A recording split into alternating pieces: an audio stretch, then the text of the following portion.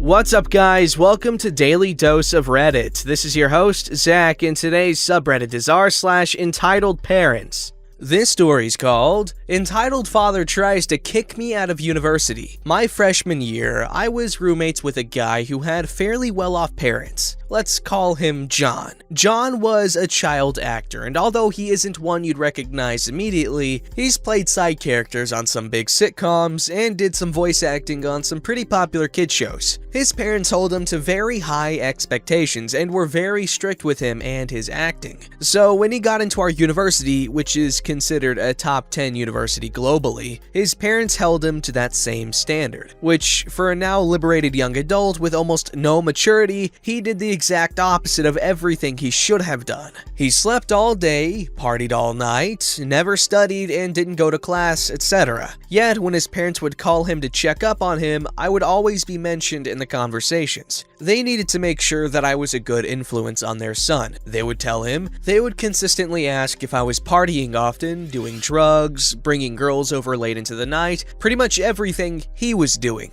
They wanted to ensure that I wasn't doing it to keep their son safe. This goes on for months. Whenever his parents would call him during his midday nap and I'd be in between classes, I'd always hear him defending me to his parents, and he'd go beet red whenever I'd walk in and hear what they were saying about me over the phone. So I'd leave and wait until his call ended since I knew he already felt embarrassed enough. I didn't really think of what they were saying. I just thought it was ironic and told John afterwards that he didn't need to apologize since they weren't his thoughts. Around the end of the semester, John is told by his major department that he would likely flunk out of college if he did not ace the final exams in at least 2 of 4 of his classes, and that he would have to retake the other 2 regardless of how he did. Moreover, that he would lose a scholarship that paid a substantial amount of his tuition. He had to call his dad to tell him the bad news while I was on the top bunk of the bed studying, and his father is shouting so loud that I can hear him through John's phone with my earbuds in. Eventually, the question is asked if I had anything to do with John's bad grades, and before John can say anything, his dad determines that John was covering for me because I was a bad influence and that since I was around him all the time, I was the reason he failed. He demanded to speak to me and wanted me to tell him everything I did to his son and how I corrupted him. And when John said that I didn't do anything, it only made him angrier. And after telling me that I would pay, he hung up. He already knew my name and of course where I lived. But I didn't think he would do anything with that information until I got a call from the University Student Affairs Center telling me that John's father had requested access to my personal information through the student portal, basically a website with financial aid and enrollment info, and to change my passwords in case I thought my data was at risk. I tell John that his dad tried to access my info, and of course he called his dad to ask him what the heck he was doing. Dad said that because John was failing, he was pulling John out of college and that he was coming in a few days to talk to me about my part in all of this. John asks him again to ask him why he asked the school for my info, and John's dad just hung up on him. I couldn't focus on that BS at the time since I had my own exams to prep for, but as he said he would, he showed up as this fairly skinny, balding guy desperately trying to cover up his receding hairline by brushing as much stringy blonde hair of his to the front of his head. I came down with the flu right before the exams, so sadly I was forced to be in the room while John moved out, while his dad was berating the both of us while I have my earbuds in and feel like I'm going to puke. John looks like he's going to cry because he doesn't want to leave, and I peek over my laptop to see his dad putting books and notes in the garbage and repeatedly asking John if he officially withdrew from the university until John barked "yes" at him. John's dad then turns to me and says something along the lines of, "Alright, now you." Again, I insist that I didn't do anything to his son except live with him, and the dad demanded that because I turned his kid from an accomplished actor to a college dropout, I should withdraw from the university too. John is now yelling at his dad to leave me alone, and I'm telling him that there's no way I'm dropping out for his ego. He demands my laptop and portal login info, and I tell him that if he even so much as touches my laptop or me, I'm calling the police. This escalates to a straight up shouting boxing match among the three of us until the RA knocks on the door, warning us that if we don't quiet down, he will get campus security to come up and settle the issue. The dad quiets himself again and calmly asks me to withdraw again because it's only fair. I say no because, again, I didn't do anything. There's a silence in the room as he approaches the edge of my bunk. He's glaring at me. I'm putting my earbuds in because chemistry won't study itself, and he asks again, gripping the railing and almost hissing the question. I say no. Again, didn't do crap. He finally decides that I'm not worth talking to anymore and says that he'll tell my parents everything I did and that they would make me leave college if he couldn't. And with that, he left with John. I got a text from my dad about a day later, and that both he and my mom basically told him and his wife to screw off and never contact me again in far more eloquent terms. I then got a barrage of emails and texts and Facebook posts from the parents pretty much saying that I was at fault for ruining their son's life and that I don't deserve that seat at my uni, so I blocked them.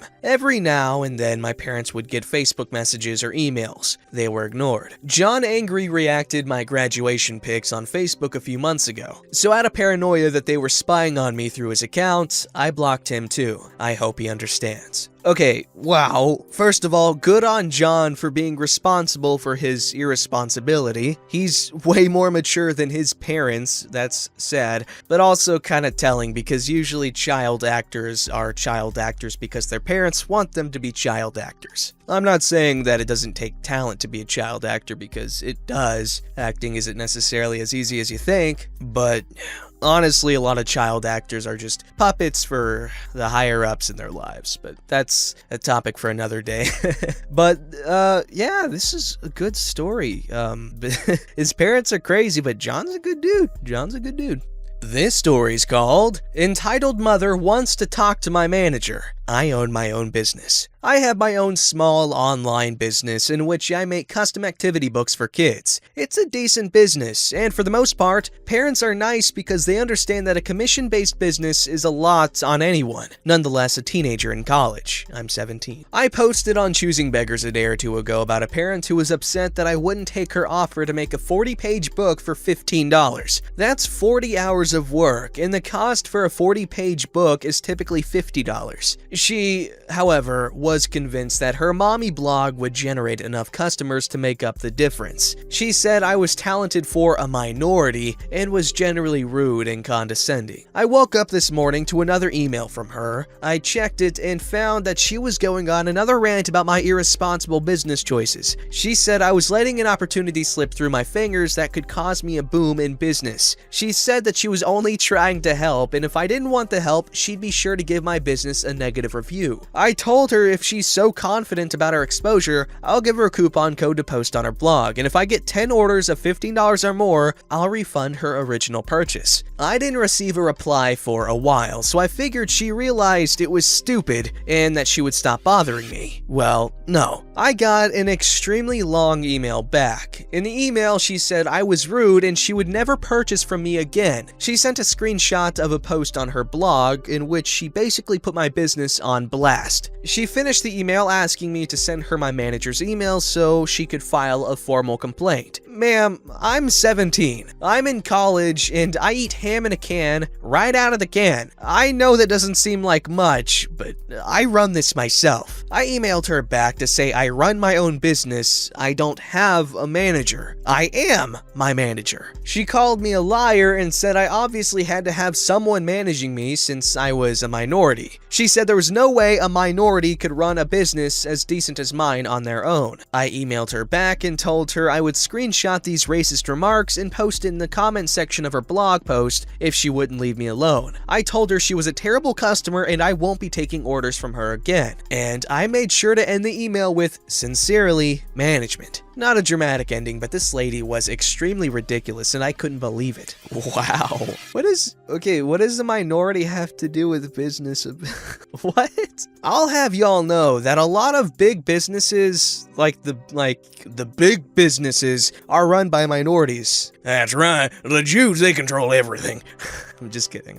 But yeah, a lot of businesses are run by minorities. I mean, obviously, saying that minority can't run a successful business is a stupid and irrational thing to say. That makes absolutely no sense, so I don't really need to correct it. But I don't know. I feel like the internet's a crazy place, apparently. Oh gosh, the exposure my blog will give you will more than pay for itself. What the hell? Get your freaking stupid ego out of here. If your blog is that big, you can afford to pay full price. Alright, so this last story is a roller coaster, right from the title. Today I fudged up by getting busted by the cops while in my bra and panties after breaking and entering to get my friend insulin. Is that not a roller coaster of a title? Okay, now on to the story. This weekend I was in one of my best friend's weddings. The bride, my friend, is diabetic and forgot her insulin when we went to the church. So technically, diabetes is the villain of the story. No problem, I volunteered to go back to her house to pick it up. I like a mission. Me against diabetes. After a morning of bridal stuff, my adrenal glands were more than happy to kick some dust off. The bride says the back door is unlocked. So I dashed to her house, drifting the corners in my mind, finding the apex in the road. The back door is not unlocked. No doors are opened, but I am not taking the L on this. All of us bridesmaids had gotten ready at her house earlier, and one of the other bridesmaids was leaning on her window on the second floor smoking. I gaze up at her window, praying that it's still unlocked. I know this house. I went to high school with the bride, snuck out of that window onto the roof, and clambered down the tree beside the house many times. Only this time, I am in a strapless, tight, mermaid-style dress. Driving a stick in this constricting skirt was a challenge enough. There is no way on God's green earth that I can climb a tree. It's barely above freezing, but this is a DEFCON 2 situation. I'm in the backyard, and there is only one house that can see me. I accept the crazy low odds that the grandparents that live next door will notice me. Decidedly incorrect assumption because apparently Gramps has assigned himself the position of Overwatch. I kick off my heels, sling off my jacket, it's barely above freezing, and toss the Morticia Adams-style bridesmaid's dress over the fence. I pat my old friend, the tree, and begin to climb. I'm sure I sloth climbed it, but the adrenaline pulsing through my veins has me convinced that I ninja warriored that crap. The window is unlocked. Hoorah! Once I open it, I ungracefully fall into the room from the roof. I don't care because the distinctly male movie announcer voice in my head is sexily broadcasting the trailer for the movie I'm acting out. The crowd cheers when my icicle toes hit the hardwood floors. I'm killing it. The room looks like a giant girl bomb exploded. Curlers, hairdryers, makeup bags, and clothes cover every square inch of the carpet. I super kung fu hop over the piles to the dresser where she said her insulin bag would be. It's not there. I rifle through the piles, shaking like a scared dog from the cold. Nope. To the bathroom. Nope. A massive rock drops in my stomach when I can't find her insulin. The clock is ticking. I launch down the stairs, 2 at a time, and run through the house as my eyes scan every surface. I find it on the kitchen counter, a full floor away from where she thought she left it. Booyah! Booyah! I don't know. I'm back in the game. I shotgun pump my arm and grab the bag. I make sure I lock the kitchen door from the inside. I mentally check. Yep, I left all of my stuff outside. I step into the garage, shutting the door behind me. As I'm jiggling the locked doorknob, I hear the whoop whoop of a police car. I slowly turn and do some weird half raise of my hands. There are two cops in the driveway, all official and stern looking. In a split second, I flash on images. I'm in the back of the police car, handcuffed, search warrants are getting issued. I see the courtroom, a stern judge, and an unforgiving jury. In a moment of catastrophic cognitive dissonance, I swear I heard my brain misfire. The only thing that zaps me back to reality is that, I kid you not, my boobs are 2 frozen ice cones. I'm gonna have the pleasure of explaining this crap show to the officers while wearing nothing but my fancy thong and lacy, strapless bra because Genius Me didn't want panty lines. And my hot-ass guy will be wearing a tux to the wedding. Enough said. I could have vaporized on the spot from the humiliation as the officers approach me. I don't even know what I said. I virtually shoved the bag of insulin at the older cop and vomited out the preposterous details of this Texas-sized oof that landed me in my skivvies, coming out of a house that I technically broke into. They try to keep a straight face, but then I start to laugh. It begins as a small, embarrassed chuckle, but then it takes on a life of its own, commandeering all of my self-control and flinging it into the icy wind with the ashes of my dignity. I howl. Tears run down my face and I shoot strangled, inhuman sounds at them. I can make no sound other than the drawn-out vowels. God, it's embarrassing. The cops are trying to ask me questions, and instead, they get Muttley the dog. All I can do is wheeze or tear and shake from the cold. Finally, I beg them to let me put my clothes on. One gallantly swings his arm to me to tell me to proceed to the backyard to recover my assortment of clothing, cringingly clinging to the fence. They are gentlemen about it as I jump and shimmy into this hell contraption of a bridesmaid's dress. They ask me if there's anyone that I can call from the family to confirm the story. I call the bride. She doesn't pick up. I call the bride's mom.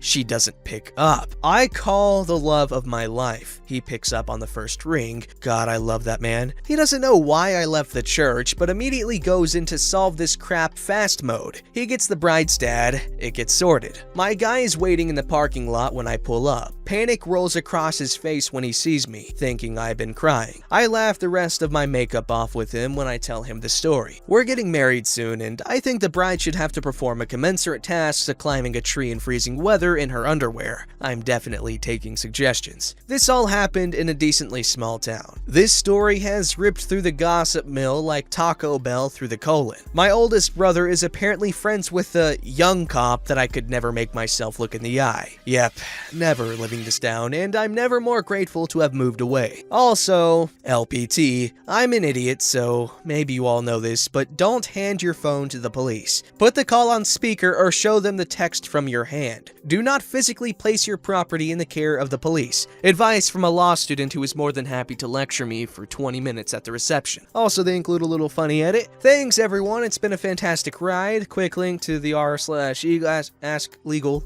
excerpt review of whether you should or should not hand your phone to the police. They provide the link, but we don't care about that. And no, I will not send pics.